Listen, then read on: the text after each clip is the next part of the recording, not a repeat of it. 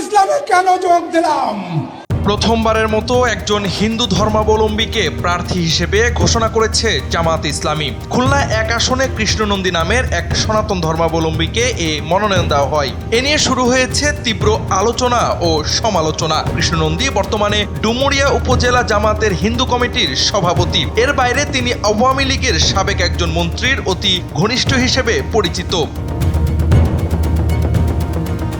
কৃষ্ণনন্দী পেশায় ব্যবসায়ী। তার গ্রামের বাড়ি ডুমুরিয়া উপজেলার চুকনগরে। চুকনগর দিব্যপল্লী মাধ্যমিক বিদ্যালয়ে লেখাপড়া শেষ করে তিনি পারিবারিক ব্যবসার হাল ধরেন। মোটরসাইকেল শোরুম, তেল, রড, সিমেন্ট ও টিনের ব্যবসা ছিল তার।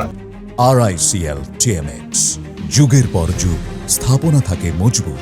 পারিবারিকভাবে তার বাবা মুসলিম লীগ নেতা খান এ সবুরের অনুসারী ছিলেন। কৃষ্ণনন্দী দাবি 2003 সালে খুলনা 1 আসনের সাবেক জামায়াতের এমপি মিয়া গোলাম পরোয়ারের হাত ধরে তিনি জামায়াতে যোগ দেন।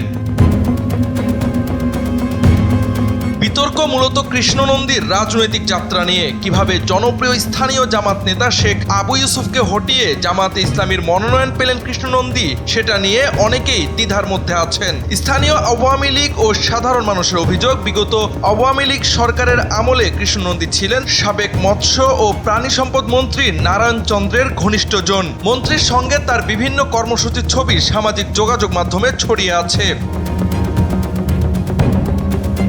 আল জাজিরার অনুসন্ধানী সাংবাদিক জুলকারনাইন সায়ের এক ফেসবুক পোস্টে বলেন, প্রাথমিক অনুসন্ধানে জামাতের হয়ে কৃষ্ণনন্দীর উল্লেখযোগ্য তেমন কোনো রাজনৈতিক কর্মকাণ্ড খুঁজে পাওয়া যায়নি। তবে বিশ্বস্ত সূত্র মারফত নিশ্চিত হওয়া গেছে প্রতিবেশী রাষ্ট্রের বিশেষ একটি সংস্থার সঙ্গে কৃষ্ণনন্দীর নিবিড় যোগাযোগ রয়েছে। বিতর্কিত ব্যক্তিত্ব ওয়ার্ল্ড হিন্দু স্ট্রাগলের প্রতিষ্ঠাতা সভাপতি শিপন কুমার বসুর সঙ্গে কৃষ্ণনন্দীর অত্যন্ত বন্ধুত্বপূর্ণ সম্পর্ক রয়েছে। প্রমাণ হিসেবে শিপন ও কৃষ্ণনন্দীর কিছু ছবিও শেয়ার করে সায়ের জানিয়েছেন, একই বৈঠকে ভারতের অভ্যন্তরীণ গোয়েন্দা সংস্থা ইন্টেলিজেন্স ব্যুরো আইবির সংশ্লিষ্ট একজন কর্মকর্তা উপস্থিত ছিলেন।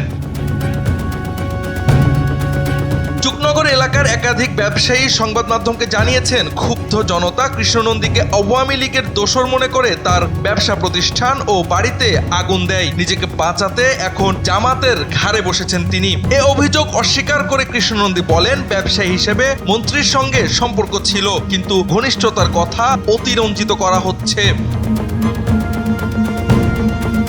সব মিলিয়ে জামাত তাদের অতীত রেকর্ড ভেঙে কেন দলের রোকন সদস্য ব্যতীত কৃষ্ণনন্দীর মতো আওয়ামী ঘনিষ্ঠ বিতর্কিত ব্যক্তিকে মনোনয়ন দিল তা নিয়ে সমালোচনা হচ্ছে বেশ। এর পেছনে ভারতের কোনো ষড়যন্ত্র কিংবা অন্য কোনো উদ্দেশ্য আছে কিনা তা নিয়েও আলোচনা উঠেছে সচেতন মহলে।